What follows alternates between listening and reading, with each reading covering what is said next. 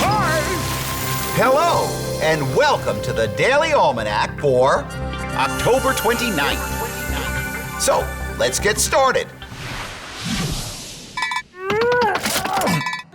This day in history! On this day in history, October 29th, 1942, the Alaska Highway was opened to traffic. It runs for 1,523 miles, or 2,451 kilometers, from Dawson Creek, British Columbia, to Delta Junction, Alaska. The bombing of Pearl Harbor in December 1941 spurred construction of the highway. Alaska was thought to be vulnerable to a Japanese invasion, and the highway was considered a military necessity. Well, now, of course, anyone can travel on the Alaska Highway. Also, on this day in 1945, the first ballpoint pen was sold in the United States. While immediately popular, early ballpoint pens leaked and didn't work all the time. And on this day in 1998, U.S. astronaut John Glenn was launched into space aboard the Space Shuttle Discovery. In 1962, Glenn first made history as the first American to orbit Earth, strapped inside a 9-by-7-foot capsule. On his second voyage at age 77, the U.S. Senator from Ohio served as a payload specialist aboard the Discovery.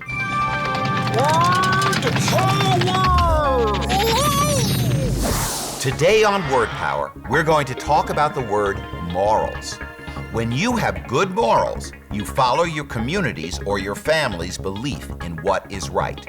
Your mother might tell you it is important to be honest, kind, and respectful. That is the moral code of your family and of our society. To be immoral is the opposite. If you are immoral, you break those rules by lying, cheating, or being mean.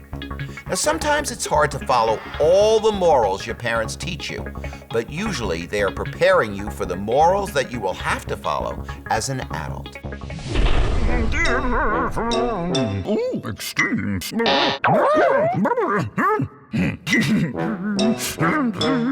Today on Extremes, we ask, what was the biggest freshwater fish ever caught? Well, so far the answer is the Mekong catfish. This massive creature was measured at 9 feet, which is 2.7 meters, and weighed in at 646 pounds, which is 293 kilograms. That's as big as a grizzly bear. It was caught in 2005 in the Mekong River in Thailand. This species of fish is thought to be the largest freshwater fish species on the planet. It's also critically endangered, and many environmental groups are working to protect it. Health tips. It's important to keep clothes, sheets, pillowcases, and towels clean. But laundry doesn't get done by magic. Doing the laundry is usually a job for parents, but you can help, and here's how. Number 1, collect your dirty clothes in a basket or pile. Number 2, empty all your pockets of coins, tissues, gum, paper, or anything else. Number 3, carry clothes, sheets, pillowcases, and towels to the washing machine on laundry day. Number 4, when the wash is done, help match your socks in pairs. And number 5, help fold and put away your clothes.